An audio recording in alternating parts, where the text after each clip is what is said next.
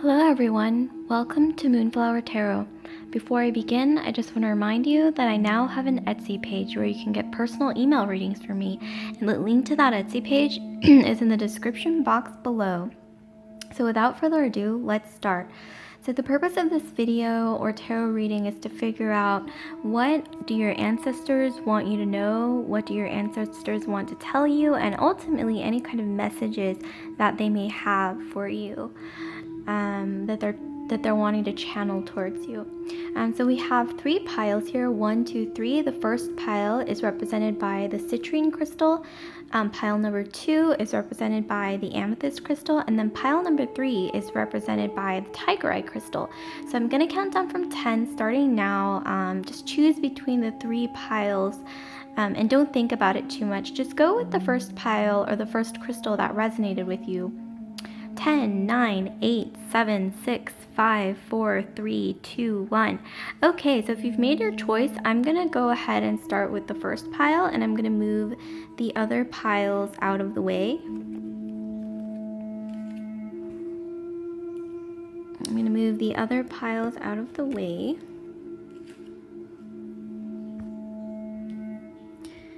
Okay, so citrine crystal group, what do your ancestors want to tell you? What are they wanting to tell you? So we've got the Knight of Pentacles, we have the Ace of Pentacles, and then we have the Tower. So it looks to me like the message here is that there's some money coming your way, like big money, like a windfall of money, a lot of financial success, but I am seeing here that it won't be easy necessarily, because it's gonna come with a lot of hard work here, for sure. So let me move on to the next set of cards to try to get into more insight here, maybe some more specifics. See what's going on here. So we have the 9 of Wands, we have the 4 of Coins, and the 6 of Cups. So I'm seeing that they're really telling you to push through. 9 of Wands is all about pushing through to get to, I think, this financial success. And they're really saying be wise with your money. 4 of Coins is about being a bit frugal, saving a lot, saving more than spending, and investing wisely, really being conservative with your spending or financial endeavors, like just play it really safe. And here we have the 6 of Cups. So I think what they're trying to tell you is that maybe you had a dream or goal a long time ago that you've kind of gotten out of touch with. Maybe when you were younger, or when you started from square one, when you were still a bit naive, and maybe you're a little jaded right now. But right now they're telling you to really go back to square one and remember that first dream or that goal that you really wanted to get to. You know, don't become, or try not to become jaded, or try to rewind to that time when you were truly motivated, because that's really going to help you with that financial success, or that windfall of financial success that I mentioned earlier. So let's try to get some more information, some advice maybe. So I relate in peace. So I think this might have something to do with the way that you handle your relationship dynamics when it comes to people that you work with professionally, or when it comes to like financial endeavors. I think what they're telling you as a piece of advice is to observe, but don't necessarily get involved if there's any drama, or if there's any like people who are going through conflict. Just really observe. Don't necessarily put all your cards on the table. Play peacemaker, but don't. So if you've ever seen Game of Thrones, like Littlefinger, basically be kind of like Littlefinger, where it's like you observe quietly, but you know, inside you have, even though you have a lot of thoughts, you're more so observing than speaking out like what you're thinking on the inside. Just, you know, be a little subtle. So let's look at some symbolism we might have here for you that might be significant. So here we have the fox. So yeah, this is just like Littlefinger. I'm getting some fire sign energy from you, so you may have some fire sign placements, Aries, Sag, Leo in your sun, moon, or rising in your astrological chart. But yeah, here we have the fox. So basically, if you're not familiar with Littlefinger, or maybe even so Littlefinger is a male character in Game of Thrones. But also, I would say his female counterpart in a way is Marjorie, like from House Tyrell. So you might want to look up like clips of them, like either Littlefinger or Marjorie, and you will totally get the vibe that I'm talking about. But like I mentioned earlier, just observe quietly. Don't put everything all out on the table, and maybe even it's good to like strategize your next move and stay 10 steps ahead when it comes to business matters. So let's look at some possible advice we may have, more advice for you guys. So we have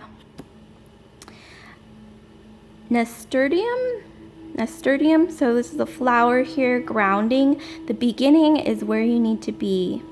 Safety, don't be too proud to go back to shore. So yeah, with your money, play it safe, wise and vestly, be conservative with your money, don't take any risks, really play it safe, save more than spend, balance your books, keep track of your spending, and that'll lead you to that financial success ultimately. And then also it says grounding. So once again, this is the beginning is where you need to be. Don't be afraid to start from square one, to go back if you need to square one, and once again go back to that sort of goal that you initially started from, maybe when you were younger or less jaded or maybe more naive. Like, go back to that dream from the beginning. So I hope this was helpful and insightful. I hope this resonated with you. So like, comment, subscribe, share if this resonated with you. And once again, I want to remind you that I now have an Etsy page where you can get personal email readings from me. And the link to that Etsy page is in the description box below. So without further ado, I'm going to move straight into group 2. So here we have the amethyst crystal group. So group 2, what do we have for you guys in terms of messages from your ancestors, messages that they want to channel towards you? So we have the 5 of Pentacles, we have the 4 of Pentacles, and then we have the Knight of Cups. Okay, so this is a sign that there's someone. So you've had some financial setbacks in the past, I'm seeing here. With the 5 of Pentacles, you're really trying hard to move on from that. And I see that they really are advising you to be conservative with your money, kind of like the last group. That's interesting. But yeah, save more than you spend. Be wise, be cautious about where you put your money, where you spend your money, and just be really careful about it. And then somebody is going to enter your life, somebody who's very charming. We can get into that more. Let's see what significance that has in terms of your financial situation, because I think that this charming, sort of emotional person is going to come into your life. But let's see what significance that has. It has something to do with your finances here, but let's see. So we have the Page of Swords, the 5 of Coins, and Temperance. So to me here, it looks like, yeah, so this person coming into your life, ultimately, I don't know if they're positive. Like, they seem a little immature, like they have some selfish energy here with the Page of Swords, maybe a little vindictive.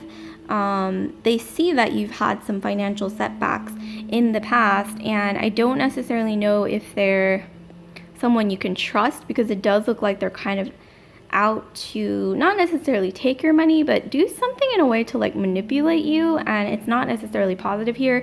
And here we have Temperance. So this is saying really balance your books, really keep track of your finances, really be wise of what you spend your money on, and once again, be cautious and be conservative with your money. Like, don't just throw it into anything. Like, really think about it first, really weigh out your options here. So let's look at some more advice. So we have I live in truth. I live in truth. So yeah, I think it looks like this is kind of shedding the importance on being honest with yourself when it comes to, I think, this entity that will enter your life and maybe tempt you to kind of invest in something, tempt you to, hey, can you help me out with this? Or, hey, you should, invest in this business opportunity with me.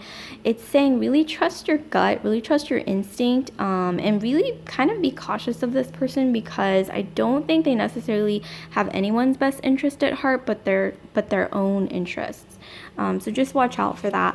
And then here's some symbolism. So, okay, yes, there is some person. I think there's a lot of sort of insight or some kind of channeled message that's showcasing this person that's going to enter your life.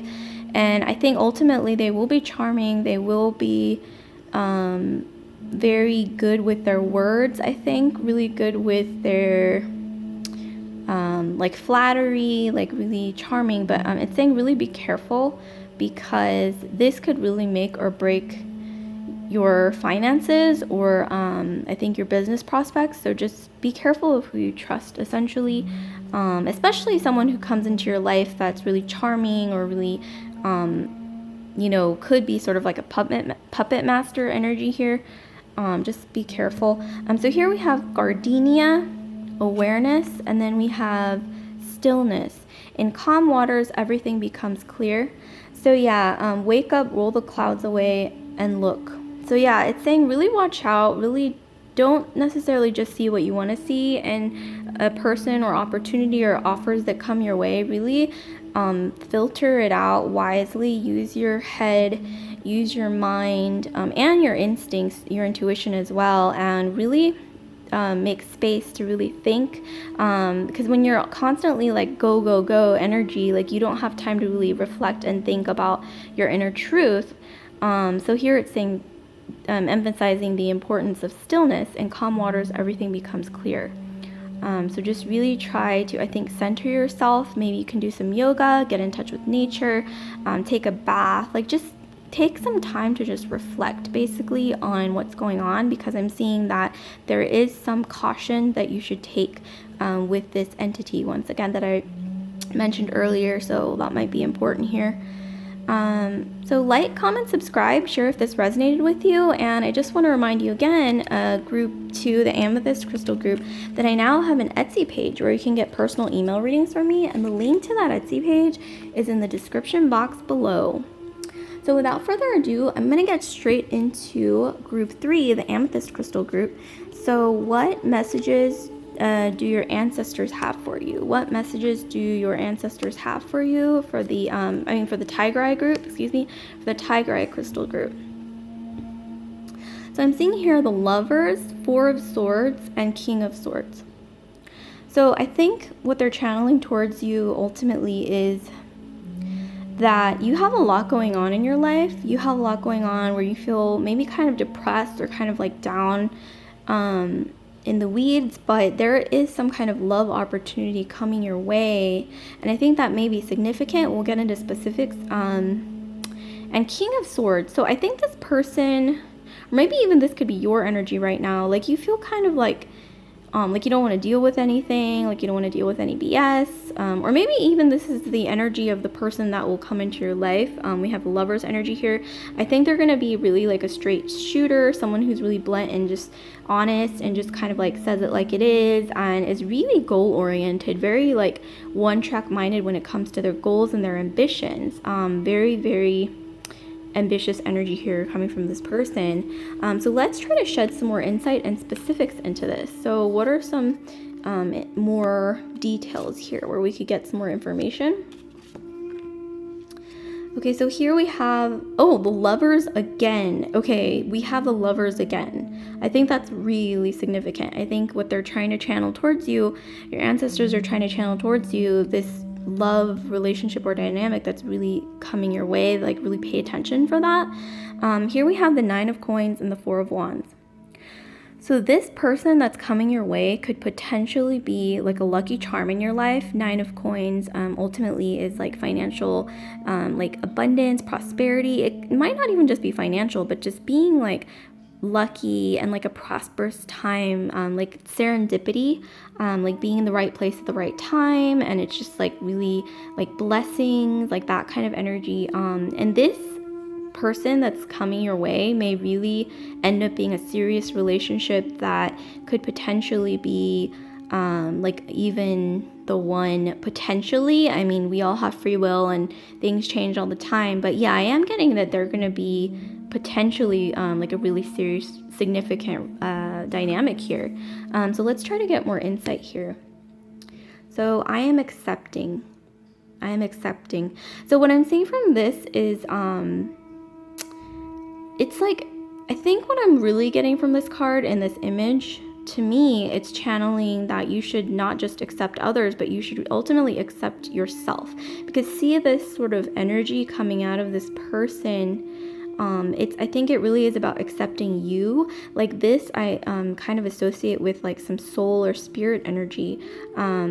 And you're just like sort of accepting it, you're observing it, and ultimately it becomes not holy, but like you're able to sort of observe like yourself almost from the outside. That's the kind of energy I'm getting, and really value what you're seeing, really accept and value yourself. And I think that that's going to play some into something with this new person coming your way, with this lover's energy. I really see that I think in accepting yourself, you're going to be able to accept them really for who they are. Like not, project what you want onto them, not try to turn them into something that they're not, but really in accepting you as well, accepting yourself and your inner truth. I think you're going to be able to accept other people better and really see them for who they are and ultimately accept them. So here we have some more symbology here for you. So we have the child. So yeah, I'm seeing here in accepting yourself, you should also, I think, try to accept your inner child. Maybe go back to that. It's okay to go back to that childlike state. I think maybe you might have had some walls up for a while, or something caused you to have walls up. Maybe like a childhood sort of emotional wound or something. But here it's saying it's okay to let your guard down. It's okay to be vulnerable, and it's okay to accept yourself, wounds and all. And in doing so, you are able to accept the world as it is, including the people in it, to see them for who they truly are, accept your inner truth, accept their inner truth, and then you can really open your heart and let your walls down and be vulnerable, kind of like going back to sort of like connecting with your inner child, really sort of getting in touch with your inner sort of subconscious here. So here we have some messages. So moth orchid, which is a flower, and that represents communication. Listen and speak with greater care, and dive. You don't find pearls on the seashore. So ultimately, I'm really getting the vibe here that with this new person or dynamic or relationship coming your way, don't be afraid to once again be vulnerable and communicate everything that you're feeling on the inside. Just put it on the table, and I think ultimately really listen to them, and once again accept yourself and accept them. So accept your inner truth and communicate it, and then in turn accept what they're communicating to you, whatever their inner truth is as well. Really I think ultimately this whole message here is it's okay to be vulnerable, because ultimately it's going to help you in the long run. And here we have dive. You don't find pearls on the seashore. So yeah, I think ultimately maybe in the past there's been like a fear of like really connecting with people like emotionally, maybe because once again that old like childhood wound possibly, or something that made you sort of like close yourself up into like a cocoon. But here it's saying it's okay to like let your walls down and really bond with somebody, really get to know someone, and in turn allow them to get to know you, like allow them to peel that onion away, and then in turn you can also peel their onion away, which is kind of an interesting analogy, but you know what I mean, like peel each other's onions and really get to the core, and don't try not to be fearful about it. As long as you accept yourself, accept your inner child, accept all of your wounds, accept their wounds, their inner subconscious. I think that's when the fear will sort of melt away, and you can ultimately be brave in your vulnerability and communicate what you're really feeling. it's kind of like a take it or leave it, like this is me, like take it or leave it, like that kind of vibe. Like it's okay to do that. If you accept yourself ultimately, wounds and all, flaws and all, just really accept you, and it will open sort of almost like a door where you can accept other people, the world for what it is, and also, abundance, and be able to manifest things better as well. So I hope this was helpful. Like, comment, subscribe, share if this resonated with you. And I just want to remind you again, group 3, the Tiger Eye Crystal group, that I now have an Etsy page where you can get personal email readings from me. And the link to that Etsy page is in the description box below. So I hope this was insightful and helpful. So I'll see you later. Bye.